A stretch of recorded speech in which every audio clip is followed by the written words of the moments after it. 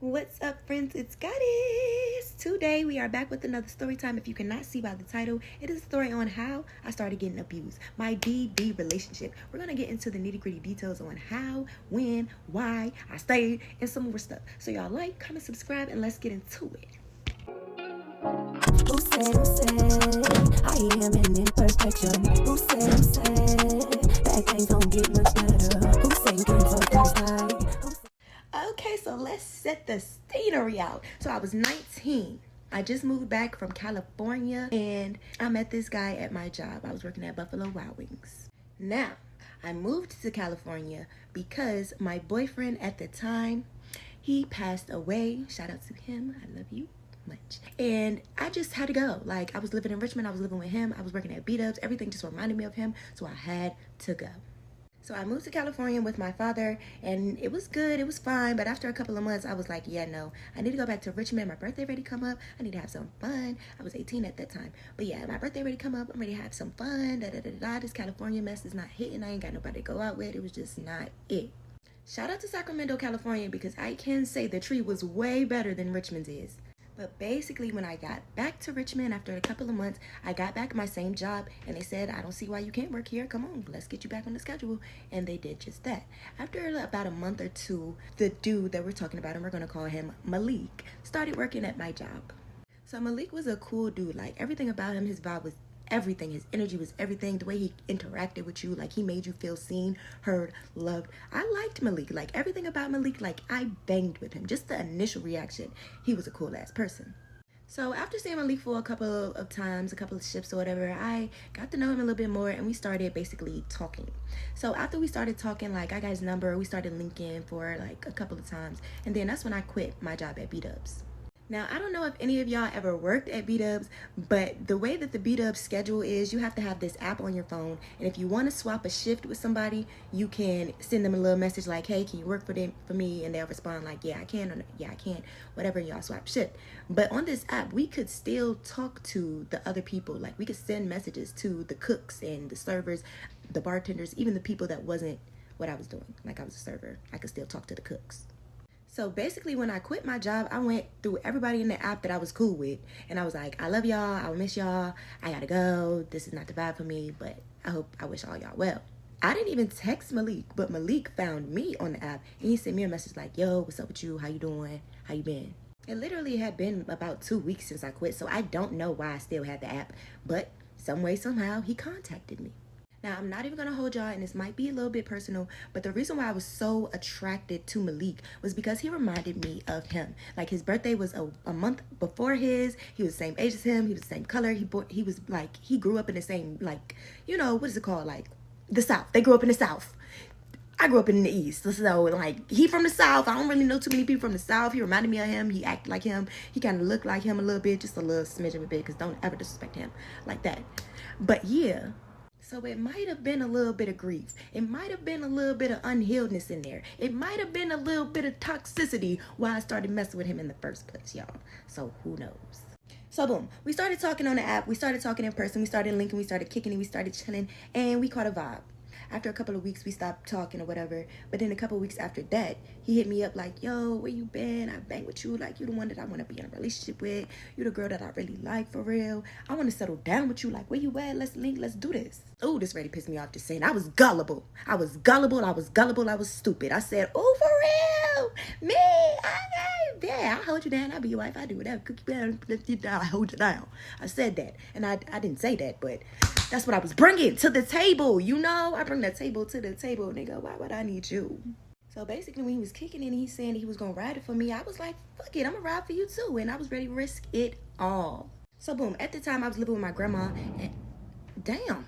Anyway, at the time, I was living with my grandma, and my grandma has this rule, like, if y'all not married, then they cannot spend the night. So basically, we would chill until we basically got to sleep, or either when the last bus would come, because he did not have a car, and we would just basically chill until the last bus came, and yeah, he would leave. So since we was always at my grandma's house, when my taxes did hit, I had the bright idea that I wanted to get a hotel for us to go chill in, have our own space in, and have some time to ourselves. We ended up going to the hotel. My sister gave us a little discount because she worked at the hotels. And at first, it was fine. So we were staying at the Embassy Suites, and there's an indoor pool, so we let our friends come over. A couple of us got in the hotel pool. We got some drinks. We enjoyed ourselves. The next day we went out to eat, and this day I told him, could he hold my money for me? So basically, once we got to the restaurant, I said, can I get the money back or something? I asked him to hold the money, and I asked for the money back, and by the time push came to shove, he lost the money. So we had to walk around for a good 20 minutes looking for the money, and by the time we found it, which thankfully we did, I was mad. Which, I mean, I'm not even going to downplay and say my feelings was not valid, so I shouldn't have been that mad, and maybe I was doing too much, because that's what I was about to say. My feelings are valid, bro. So basically, I was mad because I trusted you, and you lost it like not even 10 minutes later. So he got mad and literally just said, bro, when I tell you, I didn't even expect that. I didn't even imagine somebody ever put their hands on me ever in life. Like, what? I was so confused and baffled and just like, what is wrong with you? What are you doing to me? Like, what's going on? What are you doing? What's wrong with you? And yeah, he basically snapped back into reality. He was like, I'm sorry. Forgive me, bro. I'm sorry, bro. Just forgive me, bro. Blah, blah, blah, blah, blah. So gullible me, I believed him, and I stayed. So we did stay another day. No more problems happened after that. But after that, I was basically getting tired of having him in my grandma's house, us having to wait for the buses to come. I wanted some space for ourselves. Let me find an apartment, or let's see if we can go in together and find something that we can both live at, blah, blah, blah. The next day that I said that, my cousin literally said, I'm looking for a roommate. I'll only charge you $100. And yeah. So I hit her up and I'm like, yo, how much would it cost for me and my nigga to come? And she was like, 150, 75, cool, perfect. We're gonna move in next week. And so we did. So basically, like, when we moved in with my cousin and she said 150, we was like 75, all cool. We did get into arguments. Like, we stayed there for all of maybe like 5 or 6 months, and we would argue probably like every other day, every 2 days, and he would put his hands on me constantly.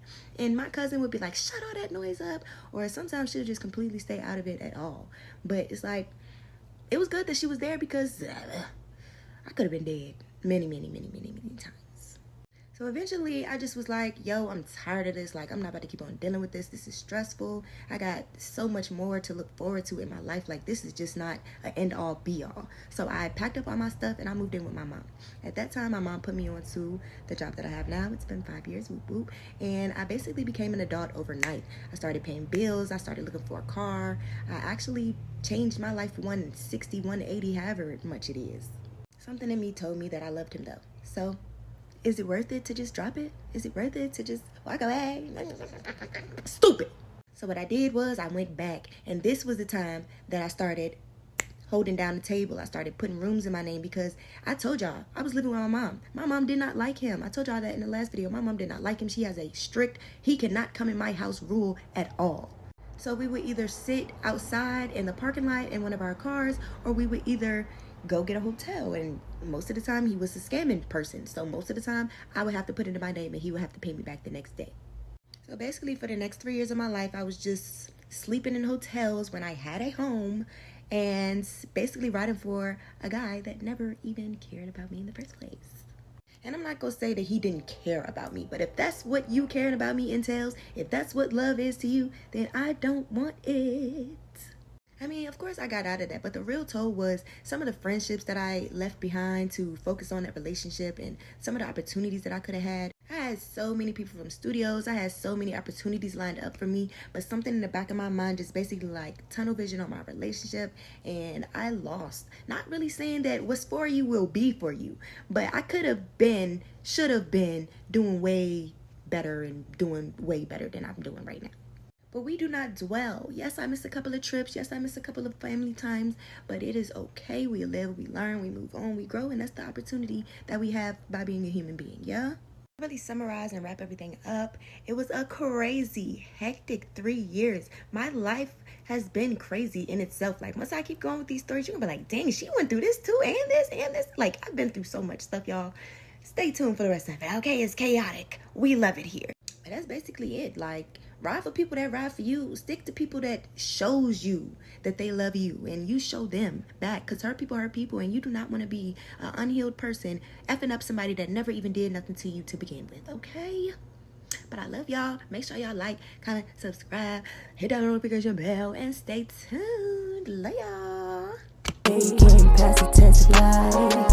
Who say you had to rush to be